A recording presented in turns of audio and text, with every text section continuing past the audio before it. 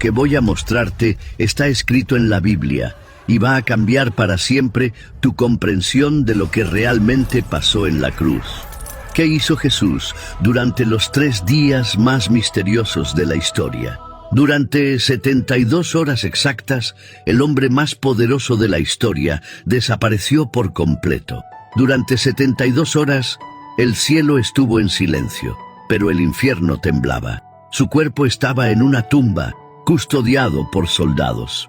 Sus discípulos se escondían llorando. Pero ¿dónde estaba Jesús realmente? Mientras el mundo pensaba que la muerte había ganado, Él estaba librando la batalla más épica en territorios que ningún ser humano había pisado jamás. La respuesta va a sacudir todo lo que creías saber sobre la cruz. Son las 3 de la tarde de un viernes. Jesús levanta su voz por última vez. Padre, en tus manos encomiendo mi espíritu.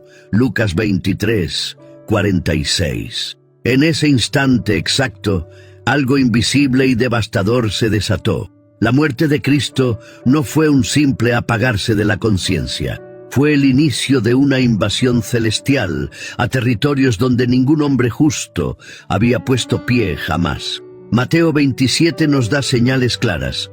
El velo del templo se rasgó. La tierra tembló, las rocas se partieron, los sepulcros se abrieron. ¿Te das cuenta? La muerte de un hombre jamás había provocado una reacción tan violenta en toda la creación. Pero estas eran solo las señales visibles. El Hijo de Dios había comenzado su descenso al corazón mismo de la tierra. Y esto había sido profetizado con precisión milimétrica. Pero espera, porque lo que estoy a punto de mostrarte sobre el lugar exacto al que descendió Jesús va a hacer que entiendas por qué su muerte no fue el final, sino el comienzo de la invasión más estratégica jamás ejecutada. Para entender exactamente dónde fue Jesús, necesitamos un mapa espiritual que cambiará tu perspectiva para siempre. Imagínate que la realidad tiene niveles perfectamente organizados. Arriba está el cielo, en el medio está la tierra, y abajo están las regiones que la Biblia llama las partes más bajas de la tierra. Era un territorio dividido en zonas específicas, cada una con sus propios habitantes. Todos los muertos descendían al Sheol, una dimensión espiritual dividida en 2 secciones separadas por un abismo infranqueable. En Lucas 16, Jesús mismo describe este lugar. El rico va al lugar de tormento. Lázaro es consolado en el seno de Abraham.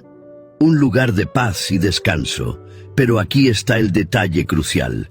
El seno de Abraham no era el cielo. Era una sala de espera celestial donde los justos del Antiguo Testamento aguardaban la redención definitiva.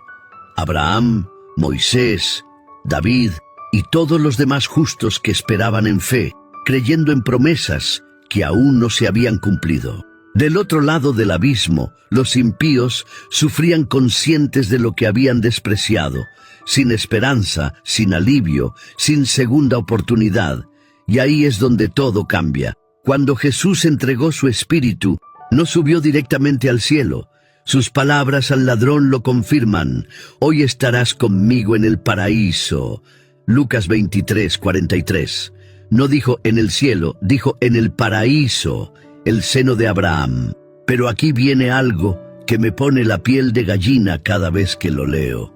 Porque Jesús no descendió como un prisionero más. Descendió como un conquistador. Y lo que hizo allí cambió para siempre las reglas del juego entre la vida y la muerte. El Salmo 16 había profetizado este momento.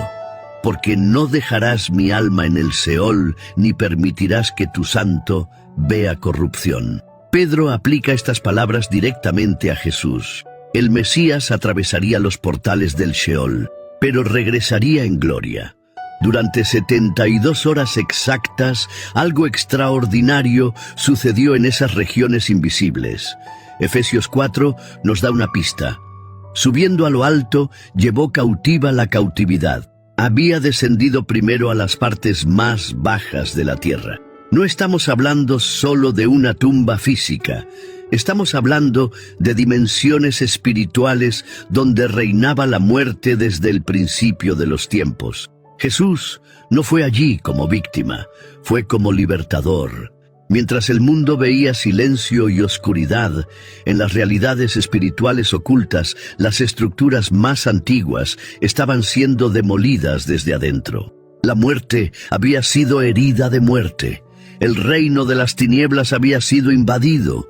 Pero ahí no termina la historia. En esas mismas regiones había otro grupo esperando. No eran humanos. Eran espíritus que habían estado presos desde los días de Noé. Y lo que Jesús les proclamó va a hacer que entiendas que su victoria se extendió hasta las rebeliones más antiguas de la creación. Prepárate para el descubrimiento que va a cambiarlo todo. Primera Pedro 3 nos revela algo desconcertante. Cristo fue y predicó a los espíritus encarcelados, los que en otro tiempo desobedecieron cuando la paciencia de Dios esperaba en los días de Noé. ¿Espíritus encarcelados desde los días de Noé? Para entender esto vamos a Génesis 6. Los hijos de Dios tomaron mujeres humanas y engendraron una raza híbrida. Los gigantes, los Nefilim. Segunda Pedro 2 confirma: Dios no perdonó a los ángeles que pecaron, sino que arrojándolos al infierno los entregó a prisiones de oscuridad. Estos seres estaban en un nivel más profundo, aprisionados desde antes del diluvio por haber cruzado líneas que ni otros ángeles caídos se atrevieron a cruzar. Y es exactamente a estos que Jesús se dirigió durante su jornada.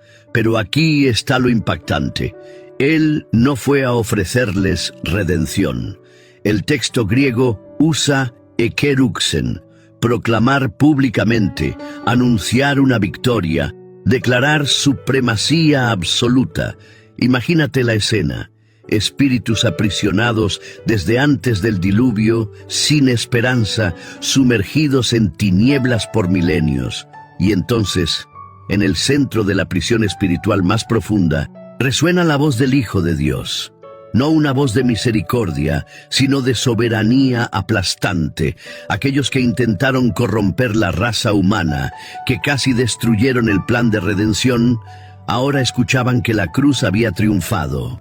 El plan que intentaron sabotear se había consumado. Y la evidencia era su propia presencia viva en medio de las tinieblas. Pero lo que te voy a mostrar ahora va a hacer que entiendas que esta proclamación fue para demostrar algo que cambiaría las reglas del universo espiritual. Porque mientras proclamaba su victoria, Jesús estaba tomando algo que había sido robado desde el Edén.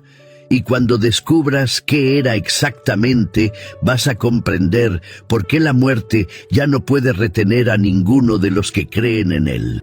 Apocalipsis 1:18 registra las palabras más poderosas jamás pronunciadas. Estuve muerto, mas he aquí que vivo por los siglos de los siglos. Amén.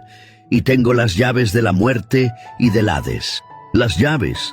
Esto no es simbólico. Las llaves representan autoridad total, derecho absoluto de abrir y cerrar. Y esas llaves estaban en manos equivocadas. Satanás había construido su imperio sobre la base de la muerte. Pero durante esas 72 horas, esa base estaba siendo destruida desde adentro.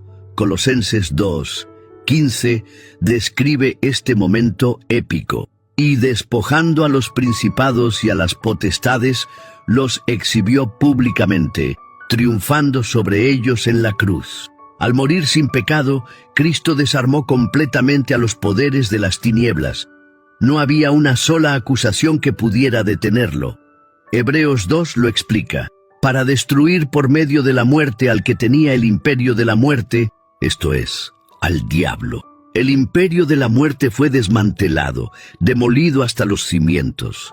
Durante 3 días exactos, la autoridad sobre la muerte